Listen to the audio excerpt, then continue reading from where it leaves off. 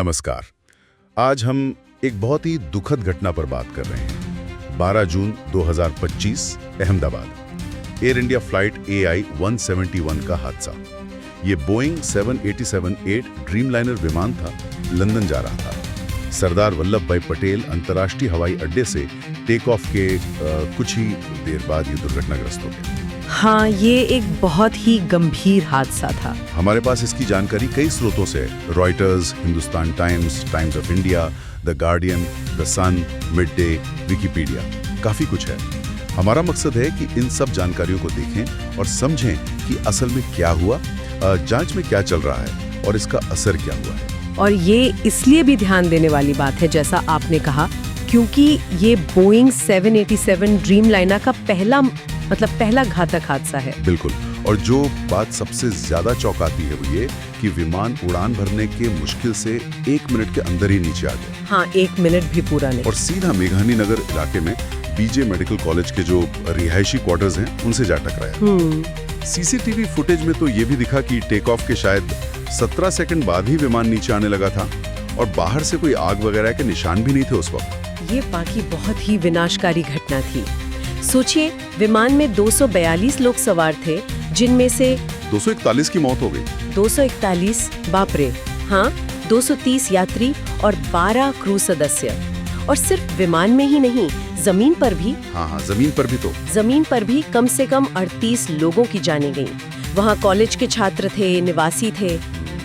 और ये बात तो सच में अविश्वसनीय लगती है कि इतने बड़े हादसे में सिर्फ एक यात्री बचा। सिर्फ एक? ब्रिटिश नागरिक विश्वास कुमार रमेश। बताया गया कि वो एक इमरजेंसी एग्जिट के पास बैठे थे। अच्छा। और मृतकों में गुजरात के पूर्व मुख्यमंत्री विजय रूपाणी भी थे। उनकी पहचान डेंटल रिकॉर्ड से हुई। मतलब इतने बड़े नाम भी। जी। ये हादसा सीधे बीजे मेडिकल कॉलेज के हॉस्टल ब्लॉक पर हुआ, तो जाहिर है छात्रों और कर्मचारियों में भारी नुकसान हुआ और इमारत को भी काफी क्षति पहुंची। सही बात है। तो अब ये बताइए कि जांच कहां तक पहुंची है? शुरू में किस चीज पर ध्यान दिया जा रहा है? देखिए, शुरुआती जांच जो है वो कुछ तकनीकी पहलुओं पर है, जैसे इंजन का थ्रस्ट, फ्लैप्स की पोजीशन, लैंडिंग गियर। ये सब चीजें टेक ऑफ के तुरंत बाद बहुत महत्वपूर्ण होती हैं। फ्लैप्स और गियर तो टेक ऑफ के लिए जरूरी हैं। बिल्कुल। अच्छी खबर ये है कि विमान के दोनों ब्लैक बॉक्स मिल गए हैं, फ्लाइट डेटा रिकॉर्डर भी और कॉकपिट वॉइस रिकॉर्डर भी। अच्छा, वो मिल गए हैं, तो उनसे काफी कुछ पता चल सकता है। हाँ, उम्मीद तो यही है।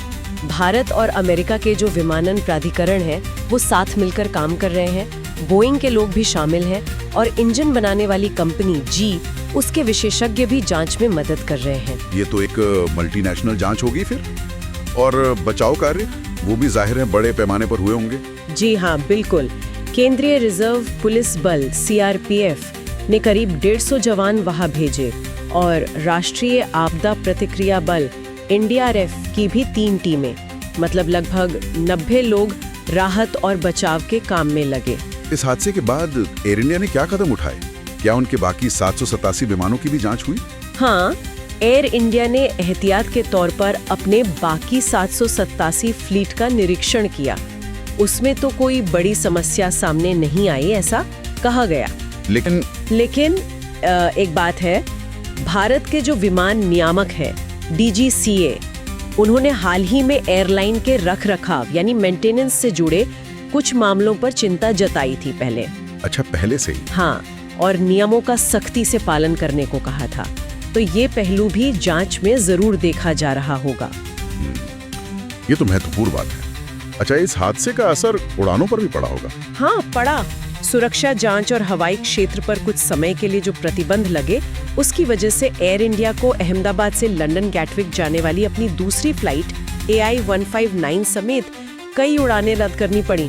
ओके, यात्रियों को फिर रिफंड वगैरह दिया गया होगा? जी, प्रभावित यात्रियों को रिफंड और रीशेड्यूलिंग का आश्वासन दिया गया था। इस हादसे पर प्रतिक्रियाएं भी बहुत आई होंगी, भारत और ब्रिटेन दोनों जगह। बिल्कुल, काफी शोक व्यक्त किया गया। बॉलीवुड से भी विकी कौशल, जानवी कपूर, R माधवन, इन सब ने सोशल मीडिया पर दुख जताया। मैंने भी देखा था। सलमान खान और अक्षय कुमार ने तो शायद अपने कुछ कार्यक्रम भी रद्द कर दिए थे पीड़ितों के सम्मान में। जी, ऐसा सुनने में आया था। तो अगर हम पूरी बात को संक्षेप में देखें तो ये एक भयानक हादसा है। एक आधुनिक विमान टेक ऑफ के तुरंत बाद क्रैश हो जाता है, सिर्फ एक व्यक्ति बचता है और विमानन सुरक्षा पर गंभीर सवाल खड़े होते हैं। बिल्कुल सही कहा आपने। ये बोइंग 787 ड्रीम लाइनर का पहला घातक हादसा है और इसने न सिर्फ इस मॉडल बल्कि पूरी इंडस्ट्री में मेंटेनेंस प्रक्रियाओं और सुरक्षा प्रोटोकॉल पर फिर से सबका ध्यान खींचा है। जांच अभी जारी है, देखते हैं क्या निकल कर आता है। और यहाँ एक सोचने वाली बात ये भी है कि ब्लैक बॉक्स मिल गए हैं, इतनी सारी राष्ट्रीय और अंतर्राष्ट्रीय एजेंसियां, निर्माता खुद जांच में शामिल हैं। तो इस अकेली दुखद घटना के अलावा क्या वैश्विक विमानन सुरक्षा मानकों और उनके निरीक्षण को लेकर कुछ और गहरे, कुछ प्रणालीगत सवाल भी सामने आ सकते हैं, जिन पर शायद अब ध्यान देने की जरूरत पड़ेगी।